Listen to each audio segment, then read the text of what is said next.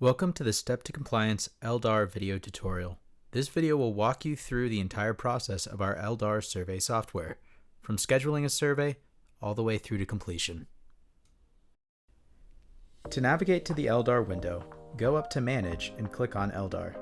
This will take you to the LDAR surveys. All surveys except for completed ones are located here and can be filtered by clicking through Scheduled, Review, Repair, Verification, and To Be Scheduled to find individual surveys at those steps in the process. To schedule a new survey, click on the Schedule Survey button in the top right that looks like a calendar. Facility is where you select the facility the survey will take place at. Scroll through the list to find the entry you're looking for. Inspection company is the company doing the inspection. Survey week is the week of the survey. Inspector is who will be doing the inspection from the company. Request reviewer, verification inspector, and select users to notify are not mandatory but are useful fields to include. Survey frequency is how often the survey needs to occur. While LDAR program and rule are not required, they are useful information. Survey method is how the survey is occurring. When you're done, click Schedule. Next up, we will walk through all the steps in an OGI Quad OA survey.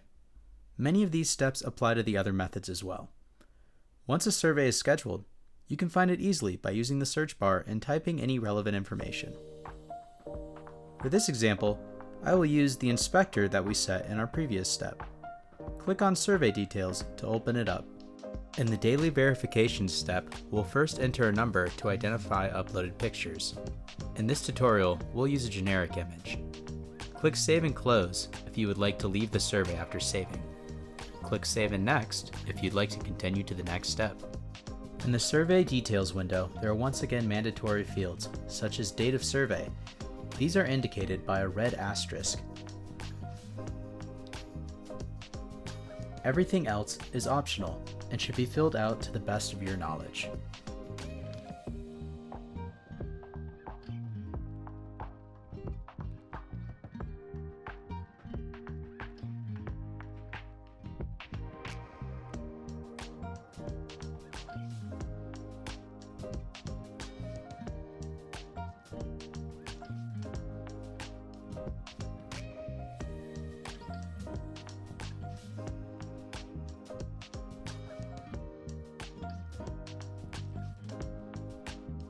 Leak Details is where you record any emission leaks that were found over the course of the survey. If any are found, click Yes. The only required fields are the component type,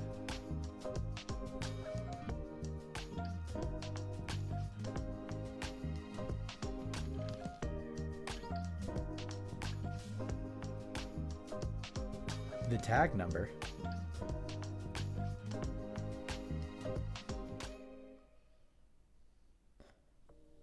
and a file of the leaking component. Other fields can be helpful. To add more than one leak, click Save and Add.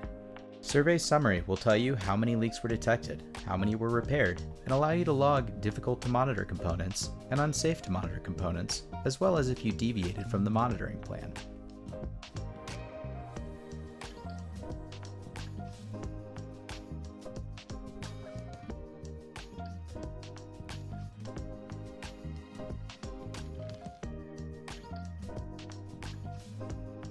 The final step of the process is Send for Review. Enter the survey end time, if the corresponding pipeline was inspected, as well as any notes, and click Send for Review. The next part of the process will occur the same no matter which method you used for your survey. It is the same for OGI, AVO, Method 22, or Method 3. It takes place over several steps, which we will now cover. Review is the first step of the workflow. Here you can assign mechanics, assign identified leaks for them to repair, and set a repair due date for notification purposes. When done, hit Assign Repairs.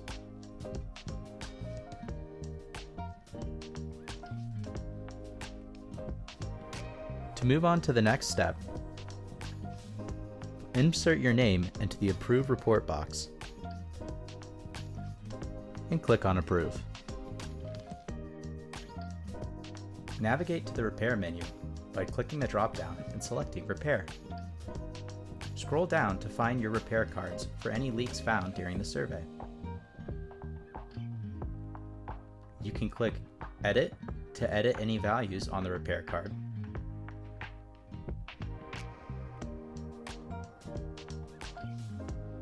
Delete to delete the repair card. Delay repair to delay the repair card. When delaying, enter a reason and then send for review.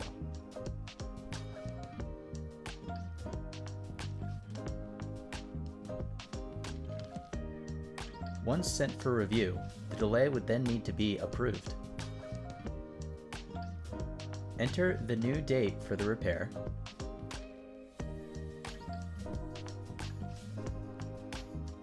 and click Submit to approve the delay.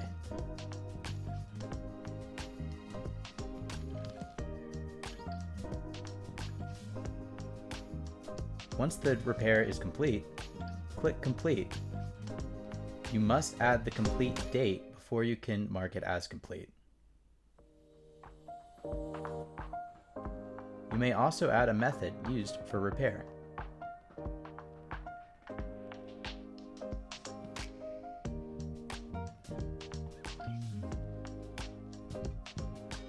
Once marked complete, it will then need to be verified.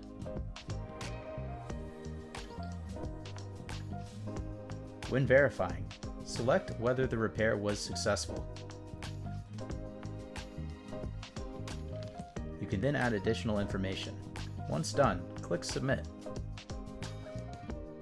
An important thing to note is that if No was selected for if the repair is completed successfully, the workflow for that repair card will reset.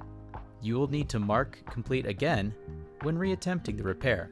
This can be done up to 4 times. Navigate to verification by selecting it from the drop-down. This is the final step of the process before marking complete. You must fill in the completion date, click Save, and then mark as complete with the Mark Complete button or going to the Mark Complete section in the drop-down. If you check the drop-down, every box should have an orange check next to it. Next up, we will cover some of the other methods that you can choose when you schedule an LDAR survey. First up is method 22. The only difference in initial setup between this and an OGI survey is that you must select method 22 instead of OGI.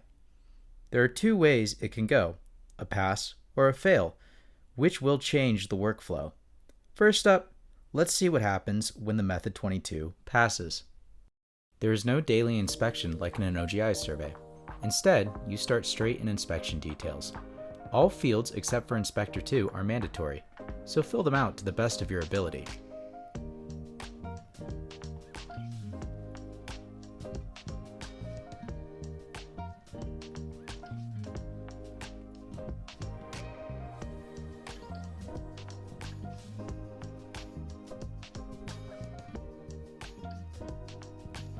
The next window is for the method 22. All fields seen here are mandatory, as indicated by the red asterisk. Fill them out to the best of your ability.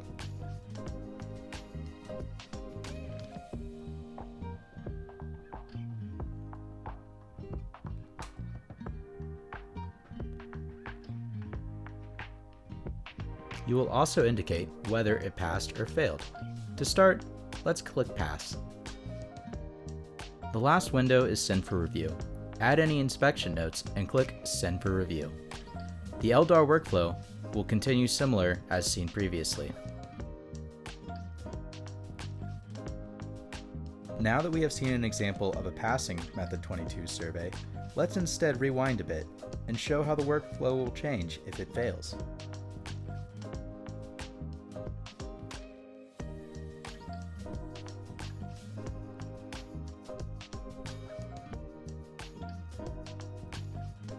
When Fail is selected, you'll be taken to the Visible Emissions window. Here you can log what component the emissions are seen from, a component ID, a tag number to be used on the repair card, as well as upload a file of the visible emissions. This process is similar to leaks as seen in the OGI survey. Once that's completed, fill out the inspection notes and send for review.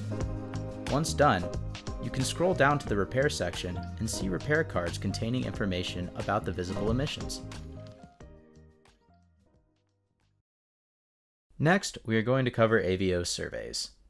The setup and scheduling is the exact same as seen for the OGI survey we covered previously, except you must select AVO as the survey method instead of OGI.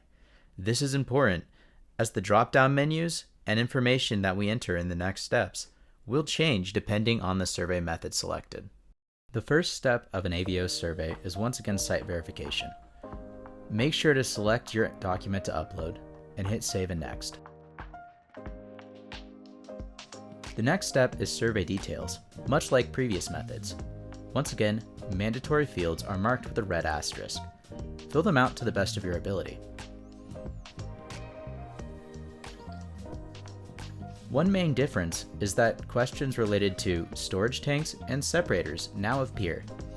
If you click yes that tanks are on location, you'll be asked about thief hatches. For separators, you'll be asked about dump valves. Next up, you'll be asked if a Method 22 observation was required. If yes, the workflow will continue as seen in the Method 22 section covered earlier. We'll click no for now.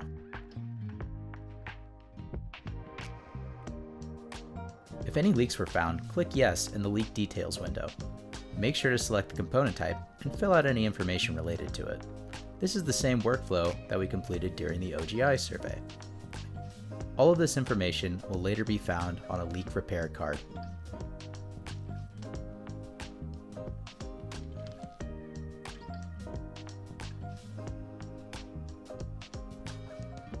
Make sure to upload any files of the leaking components or repairs. Click Save and Next to continue. The survey summary should be completed just like we did in the OGI survey. Log any difficult to monitor components, unsafe to monitor components, and if you deviated from the monitoring plan. When done, click Save and Next. The last steps you need to take are to log the survey end time, add any notes, and click Send for review. This will take you to the LDAR workflow that we covered previously.